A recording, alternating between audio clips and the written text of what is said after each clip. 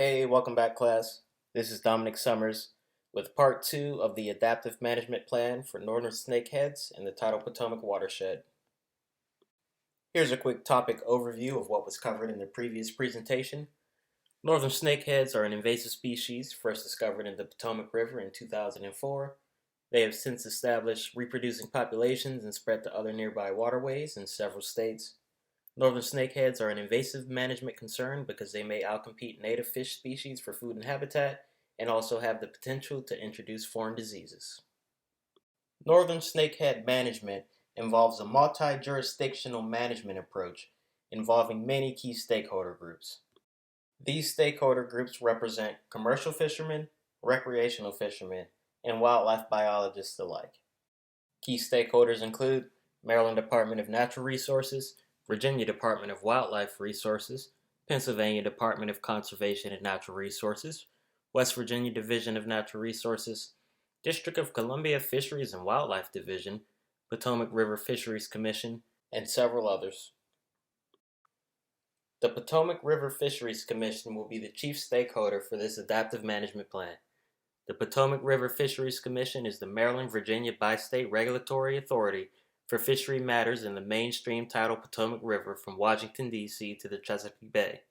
The Commission is responsible for adopting the rules, regulations, and licenses for the recreational and commercial taking, catching, or attempting to take or catch fish, crabs, oysters, and clams from the Potomac River. The Commission regulations carry the full force and effect of law and are jointly enforced by the Maryland Natural Resources Police and the Virginia Marine Resources Commission Marine Police. The vision statement for this environmental management plan is as follows: to implement effective population monitoring measures and constraints to manage invasive northern snakehead fish stocks in the tidal Potomac River Basin. Objectives include facilitating multi-jurisdictional cooperation across state lines, monitoring of northern snakehead populations, implementation of northern snakehead population management measures, and appeasing commercial and recreational fishermen alike. In order to achieve this, biologists will need to utilize population monitoring methods such as electrofishing, tracking, netting, and surveying to maintain accurate assessments of northern snakehead populations. Because the tidal Potomac River Basin encompasses 4 states, multi-jurisdictional cooperation will be required to develop maximum carrying capacity indexes for snakeheads. The key principle of this management plan is maximum carrying capacity.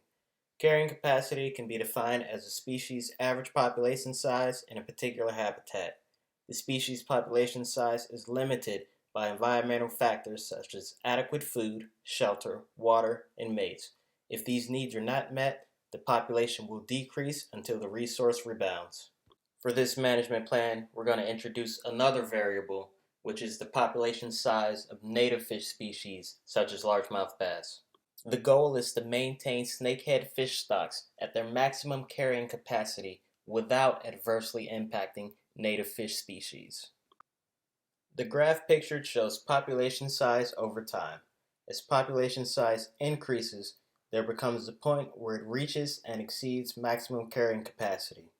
Once it exceeds this capacity, population then decreases due to limited availability of resources. Once this happens, the populations will continue to rise until it hits that maximum carrying capacity and begins to settle out. Equilibrium is achieved when population size remains equal to maximum carrying capacity for a specific environment. It's important to note for this environmental management plan that even at maximum carrying capacity, snakehead populations could still have an adverse impact on native fish species. Therefore, the targeted population size may actually be less than maximum carrying capacity.